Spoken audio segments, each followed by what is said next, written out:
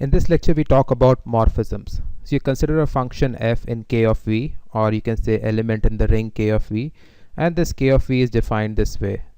So this variety v or vanishing set v is in some space, and then you modulo out the ideal. This is how you get k of v. So f goes from kn to k. So kn is nothing but these x1 to xn. So say you're working in k x1 to x3, or you're working in space k3, then you can have a function like this. It will take x1, x2, x3 to say x1, x2 plus x3 square. So this is from k3 to k. So it's going from k3 to k. So this is how these functions are. So because these are just polynomials. So now we come to morphisms. So morphism is going to take kn to km. So it is going to take a set v to a set w, where v is lying in kn and w is lying in km. So this morphism phi, this is nothing but polynomials f1, f2, f3 all the way to fm. So this m matches with this index here. So f1, this takes in kn and it spits out a k. f2, this also takes in kn and spits out a k. f3 takes in kn, spits out a k. fm takes in kn and spits out a k, just like here. So now notice that these are m. So these are m if you count them, corresponding to f1, f2 all the way to fm, and that's how you get km. So this is lying in km. So there are m of these. That is it.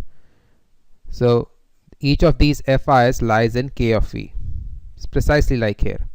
So let us do some examples. The simplest example is of a projection map. You can go from kn to km. You just project to the m elements. Obviously m is less than equal to n. Now we talk about slightly more interesting maps, which are parameterizations. So now you can go from k to vanishing set of x cube minus y square. So you're going from k to here, and this set lies in k of 2. So what will you do? You take a t and you take it this t to t square t cube. So notice that this parameterization is important because we are talking about vanishing set of x3 minus y square. So x3 minus y square, this has to be 0. So the x component is t square. So we write the x component, cube it, minus y square. The y component is t cube. So this is 0. So your parameterization makes sense. So whatever you parameterize has to come out to 0. So you're able to go from t to t square t cube. So from k to a subset of k2. Now another map, this is projection of a parabola to the x-axis, you can say. So here you're going from k2 to k. So map is between these two sets from here to here, but this x square minus y, it is a subset of k2. So here you are projecting to the first element t. So t comma t square is going to t. So why t comma t square? So again you have x square minus y is 0 because you're talking about the vanishing set. So 0 is equal to x square minus y, and so you plug in these two. X is t, so you have t square minus y is t square. So this is indeed 0. So this makes sense. So this is just projection to the first element. So we have discussed two morphisms. One goes from k to a subset of k2, other goes from a subset of k2 to k. So you can rig this process, and let us rig this process to get a ring map in the opposite direction. So first focus on this parameterization right here. So here this k via this morphism phi, this t is getting mapped to t square t cube. So obviously we have just shown that t square cube minus t cube square is 0. So it does lie in this set, in the vanishing set of x cube minus y square. Now corresponding to x cube minus y square, you have this ring kxy over x cube minus y square.